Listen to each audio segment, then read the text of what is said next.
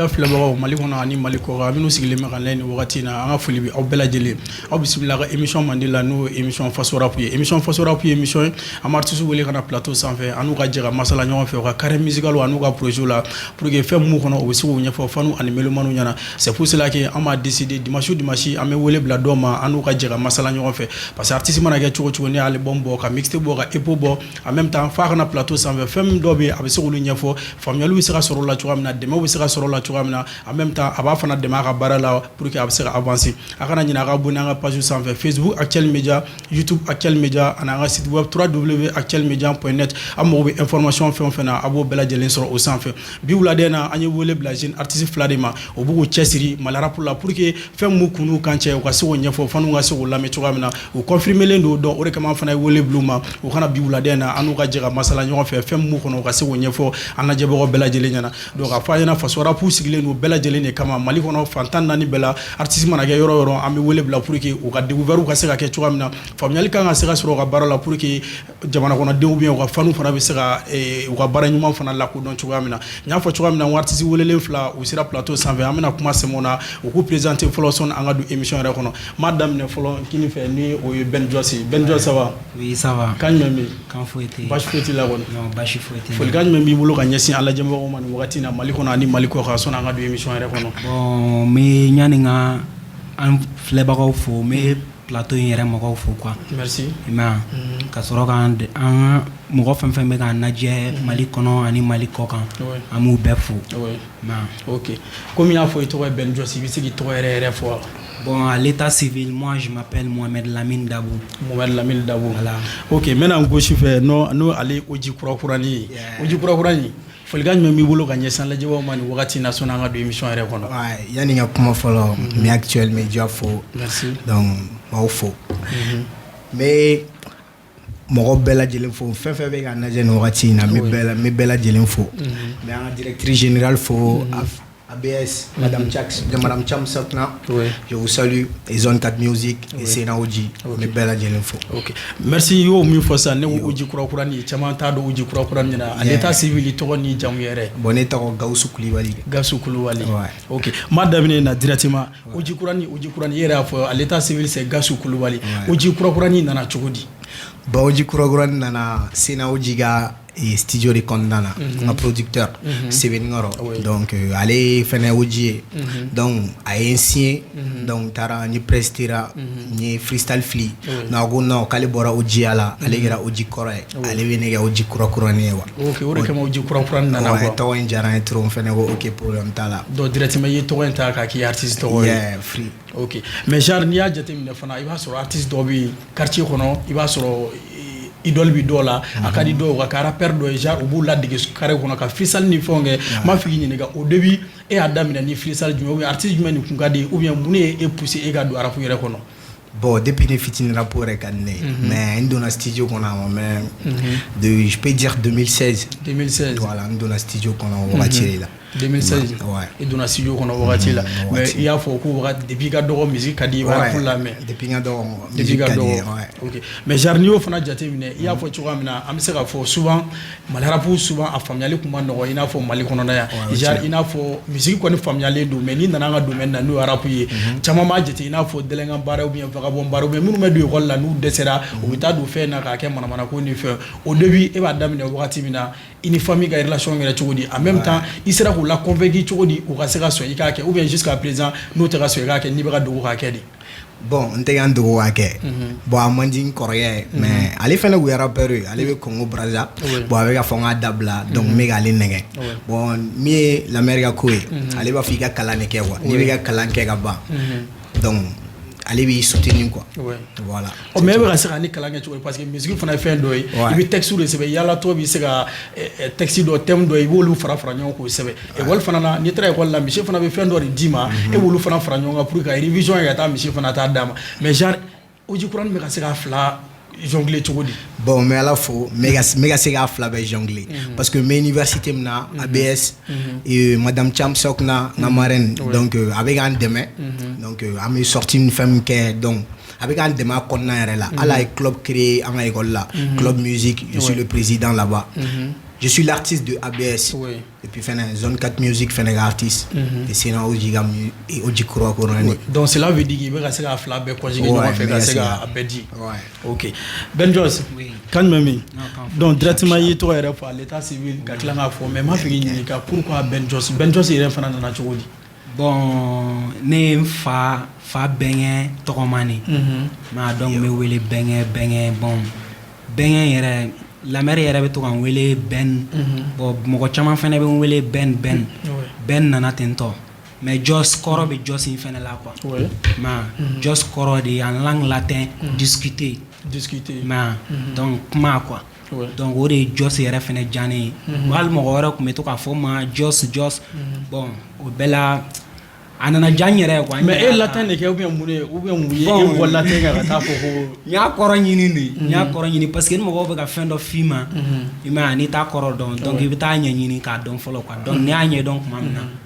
n'a sɔrɔ i kan ka to i yɛrɛ la soit n'i man ka to i yɛrɛ la i bɛ sɔrɔ k'o dɔn quoi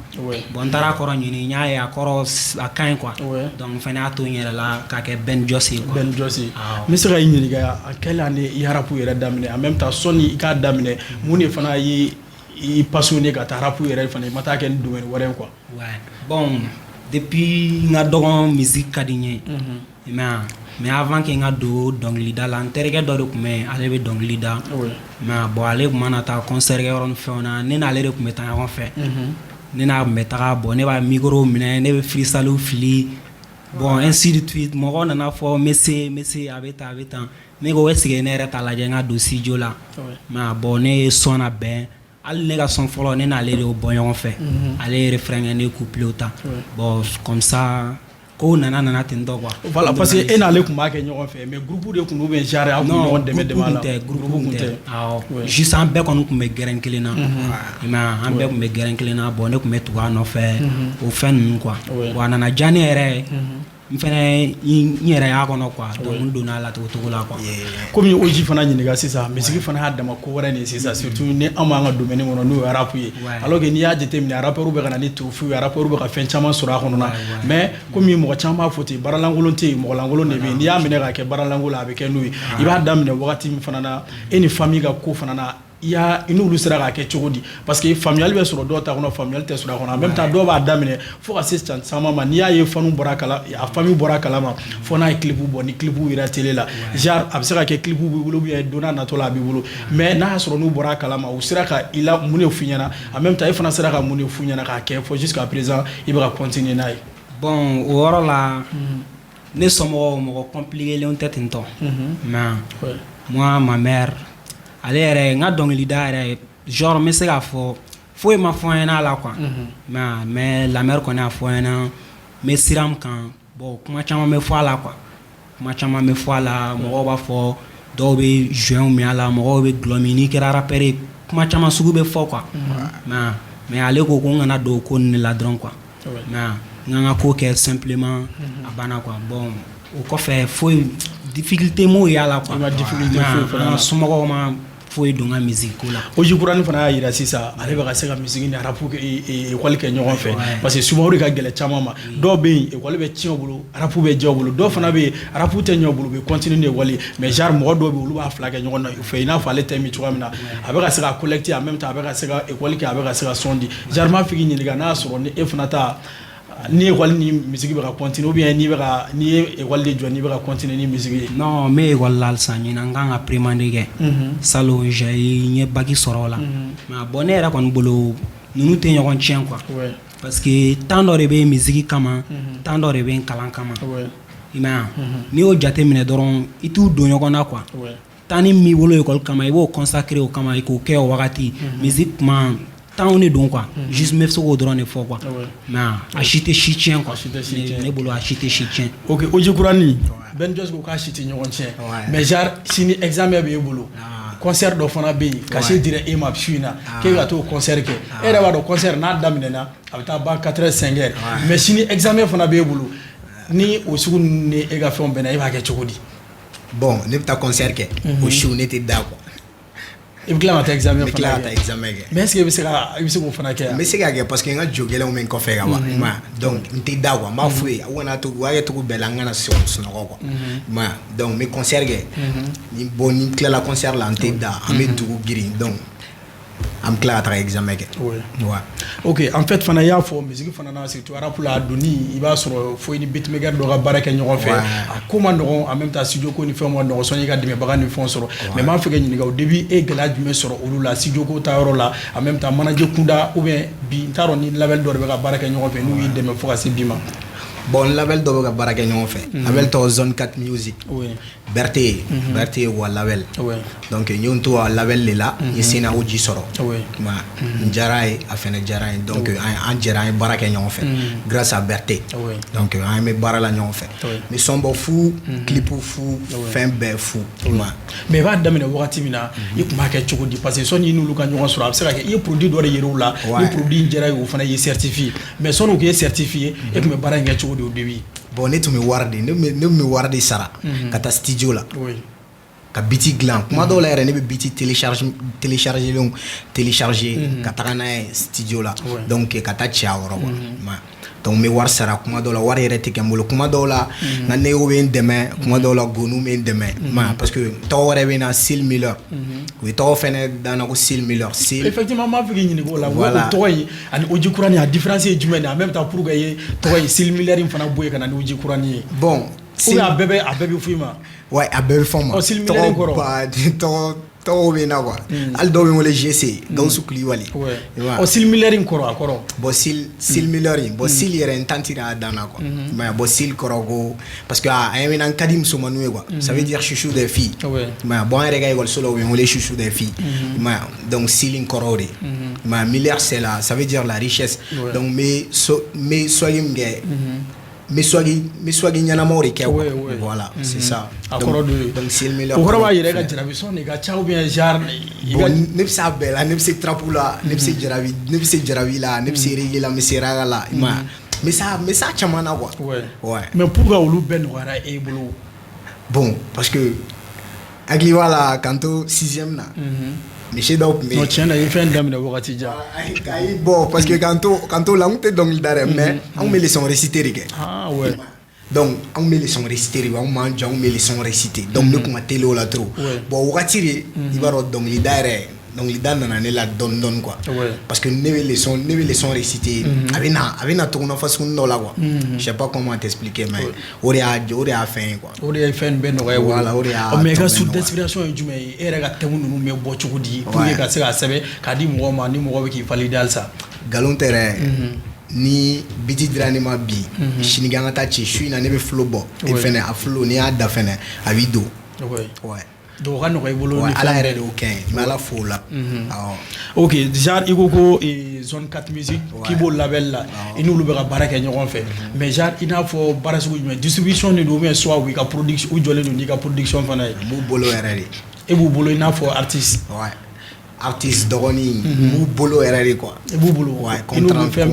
contratant cɛ b'u bolo yɛrɛ n'u ka rappeur principal le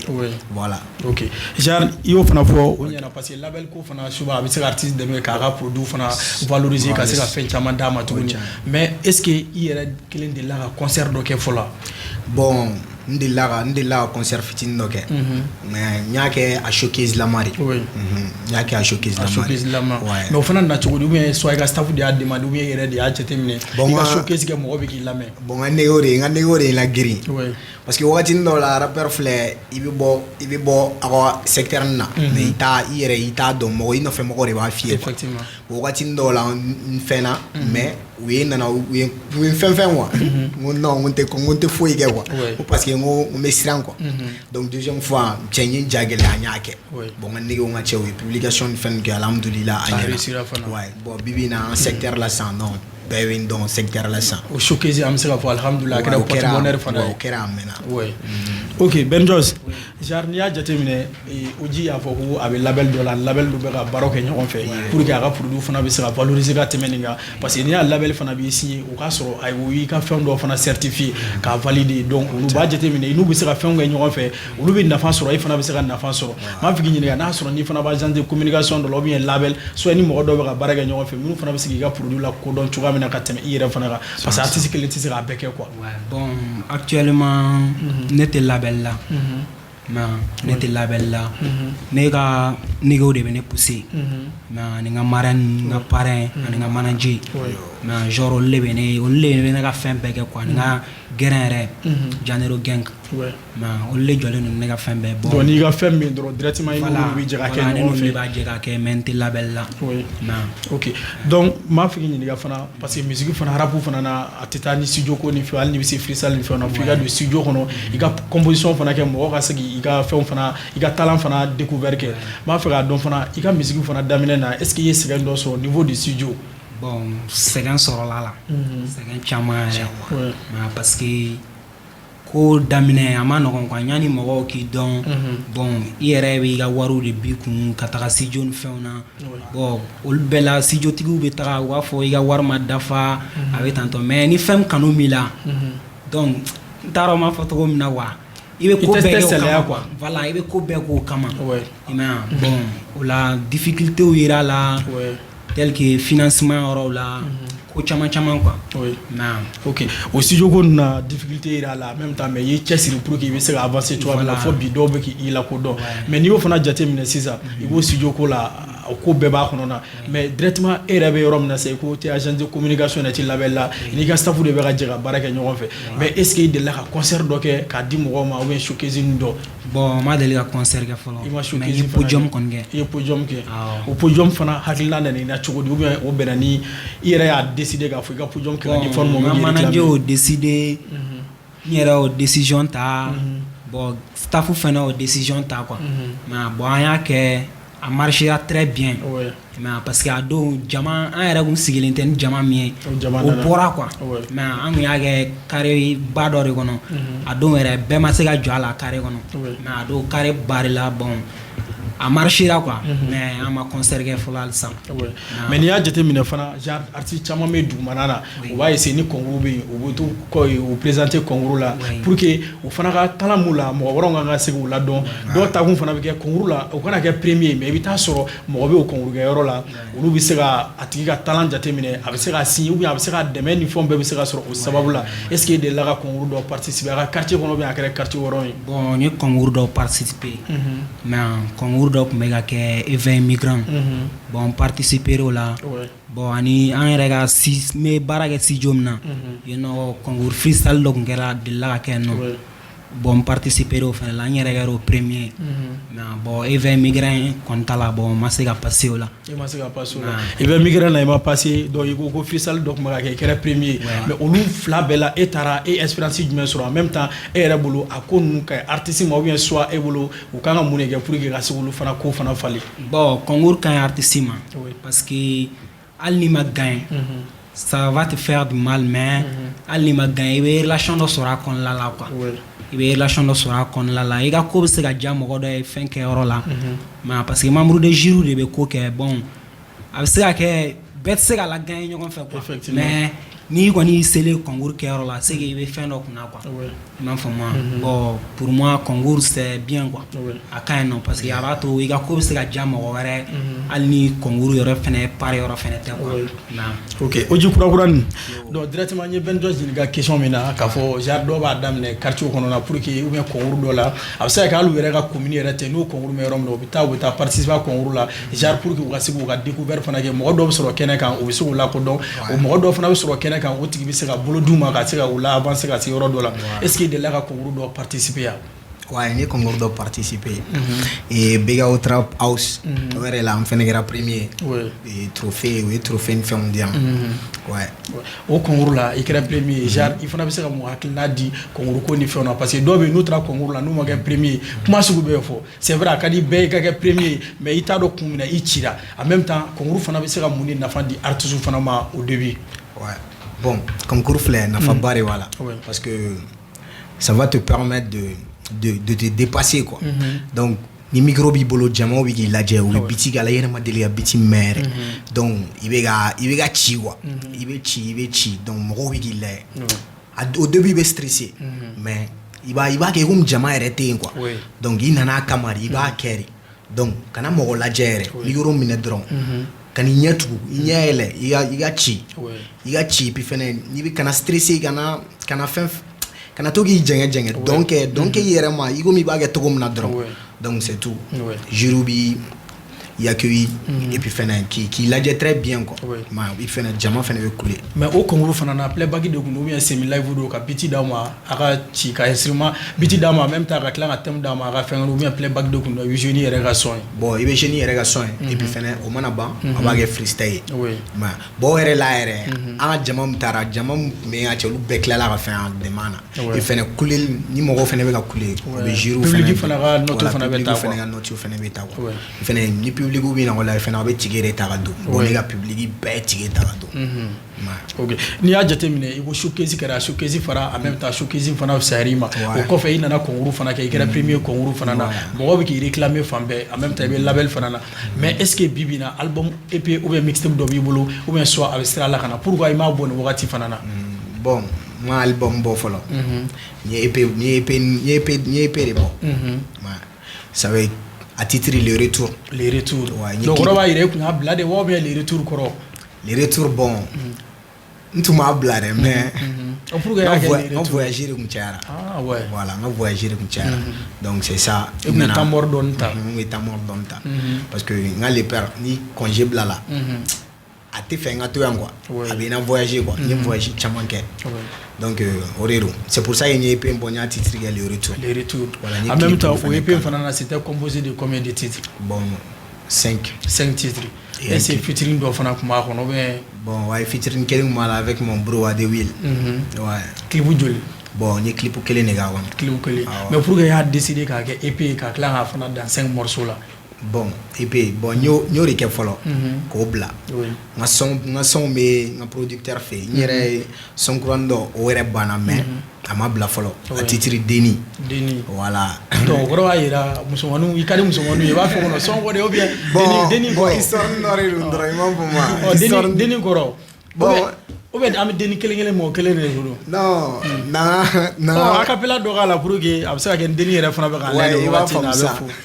ko Deni mega temena bro ne ala jo come faire monnaie à m'attendre moi et qu'avec Chila il était pressé voilà je suis patient hey Deni mega to wa popo mega donc avec i bochola don herbe moi nega mega photo ta ne afie ma go qui vient kelenta hey Deni kadi trop mega bona gang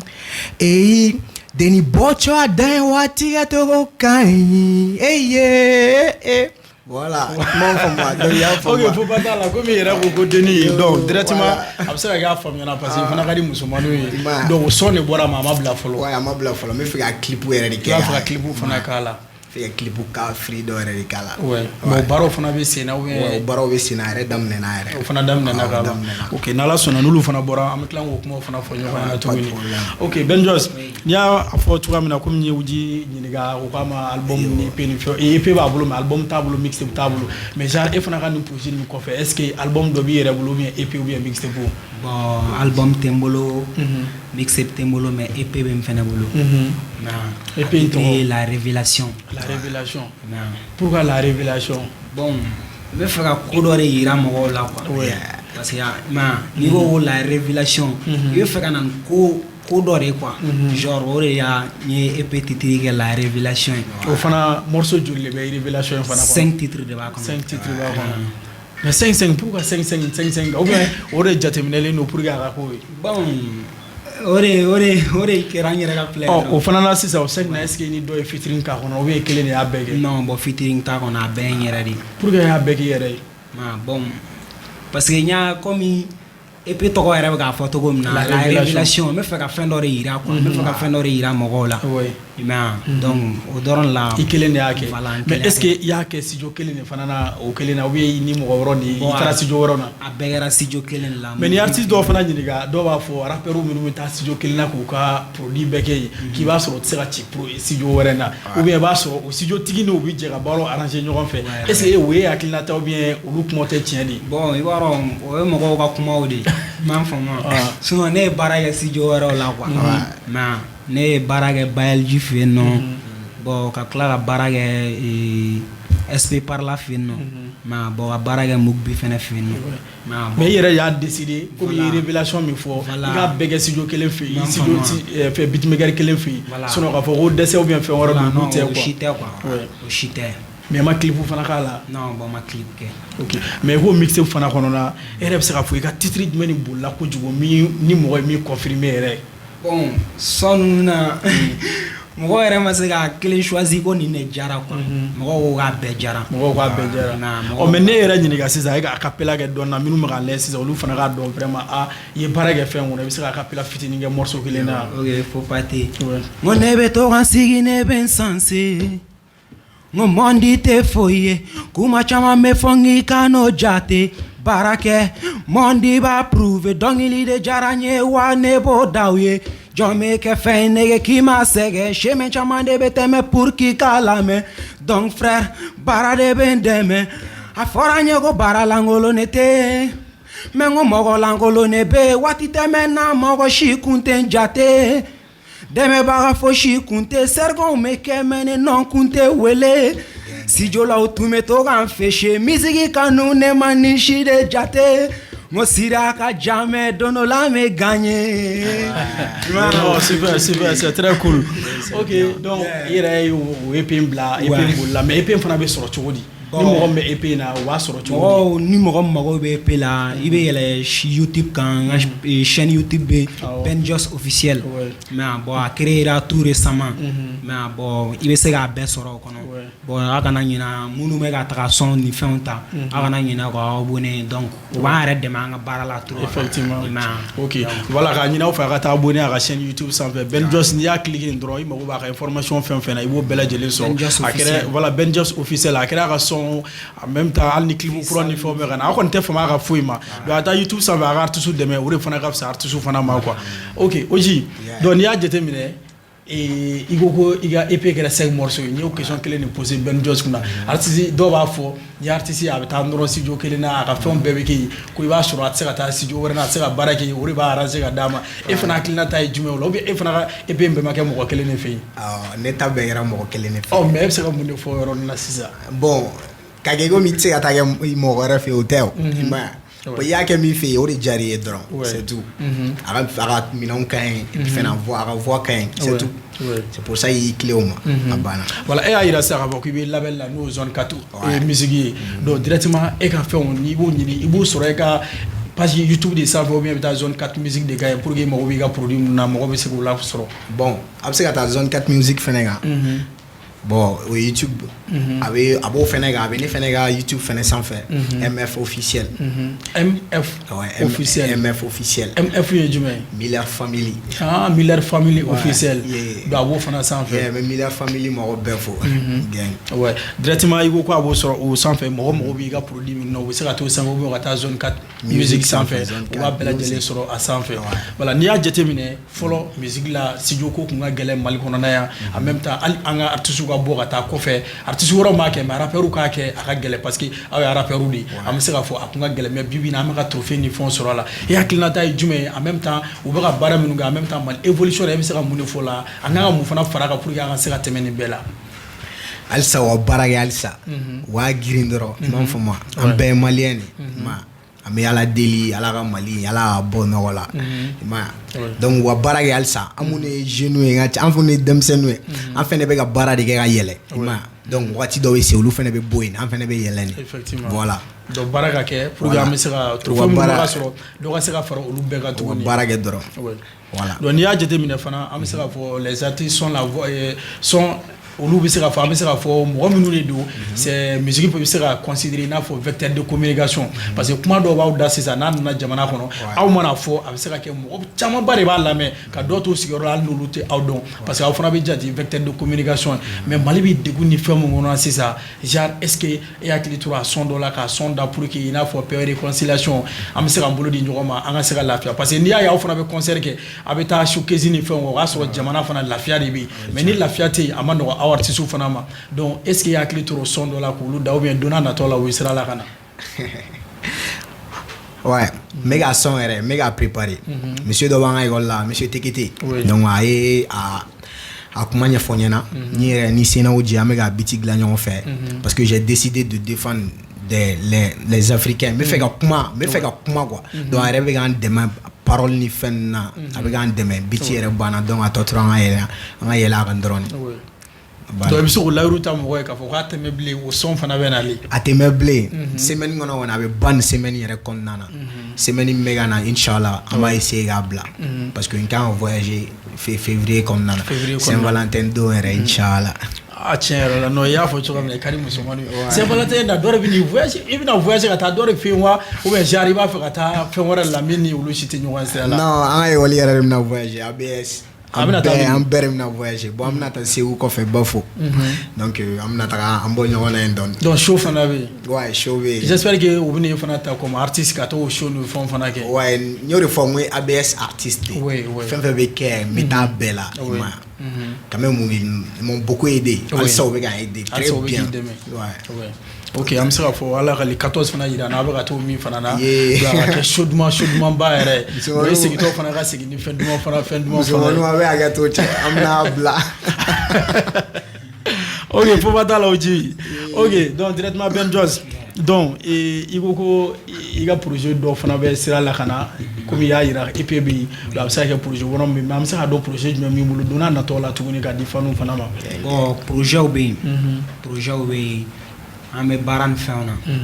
mais pour le moment an ma don studio la fɔlɔ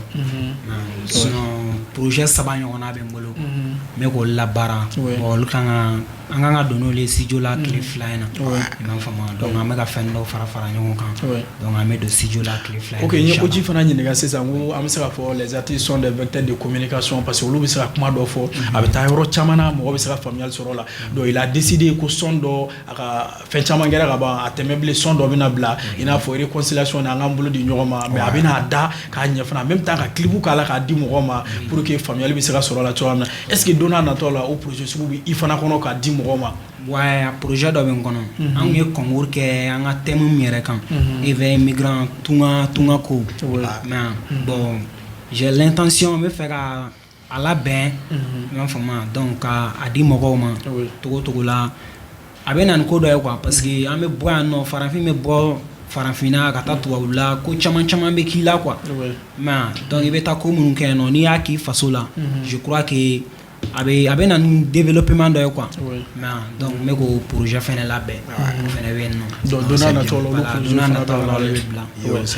ok directement n y'a fɔ fana n'i y'a jateminɛ rappeurs fana a ka ko souvent a ma nɔgɔ mais fɔlɔ hali Mali rappeurs ka bɔ ka taa yɔrɔ dɔw la c'était pas du tout facile donc mais bi bi in na an bɛ ka jateminɛ an bɛ ka trophée sɔrɔ yɔrɔ caman na Mali honoré la ni rappeurs ye bi bi in na an bɛ se ka fɔ drapeau kɔrɔtara fan bɛɛ ni trophée kɛnɛ hali ni Mali trophée a rappeur maliyɛnw de bɛ taa ta ka na n'a ye mais genre e yɛrɛ bɛ se ka mun fɔ o la évolution na en même temps an kan ka mun kɛ ka fara o kan aw fana kan ka mun kɛ pour que olu bɛ ka min sɔrɔ a fana ka se ka tɛmɛ o kan.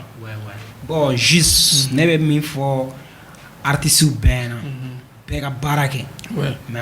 parce que hadamaden n'i donna ko la ka n'a kɛ n sen kelen b'a la n sen kelen t'a la quoi n'a ma ɲɛ i donna la i bɛ don a la de f'i kan i ma don a la f'i kan a yira ni ne ka di ne quoi ne bɛ fɛ ka nin de kɛ bon ne bɛ fɛ ka dɔɔni nin de fɛnɛ i ma donc i bɛ baara kɛ n'o ye i ma n'i ye baara kɛ i b'a tɔ n'a ye don la quoi i ma bon k'a fɔ mɔgɔw fɛnɛ ɲɛna si n'i y'a dɔn i bɛ se ka artiste dɛmɛ mais ka sɔrɔ i m'a kɛ nata kama ni rien foyi mais parce que rap yɛrɛ c'est comme commerce de don quoi i b'a don a la bi sini i bɛ taa kunbɛn quoi i m'a faamu donc n'i y'a dɔn i bɛ se ka artiste dɛmɛ a dɛmɛ quoi a dɛmɛ togo min ye i bɛ se k'a dɛmɛ togo min na i k'a dɛmɛ o la quoi donc n m'o fɛnɛ fɔ bɛɛ na ka tila k'a yira rap tɛ koden ye quoi mais parce que rappeur bɛ se ka dugu jɔ comme rappeur bɛ se ka dugu ci i m'a ye donc halisa an bɛ dugawu kɛ ala sa ala ka ko in ɲɛ an bolo quoi ok Oji n'i y'a jateminɛ fɛn caman fɔra n t'a dɔn n'i yɛrɛ b'a fɛ ka dɔ fara kow kan sɔnni an ka bɔ émission kɔnɔ na donna natɔ la projet b'i bolo kana fɛn caman bɛ yen les plateaux est toujours là donc an mago b'a aw fana na wagati min na an b'a wele ka na pour que faamuyali bɛ se ka sɔrɔ o la parce que plateau yɛrɛ kunsigi kun ye parce que fɛn dɔw bɛ se ka fɔ a kɔnɔ a bɛ fɛn mun permettre u ka se ka faamuyali sɔrɔ o la mɔgɔ bɛ yen minnu fana kan k'i dɛmɛ cogo dɔ la u t'a dɔn u b'a kɛ cogoya min na mais à travers l'émission olu fana bɛɛ bɛ se ka sɔrɔ a kɔnɔ na donc n t'a dɔn ni fɛn dɔ b'i bolo ka fara émission kan sɔnni an ka bɔ ou bien kumakan laban minnu b'i bolo. Bon, quand même, ne bɛ se ka min fɔ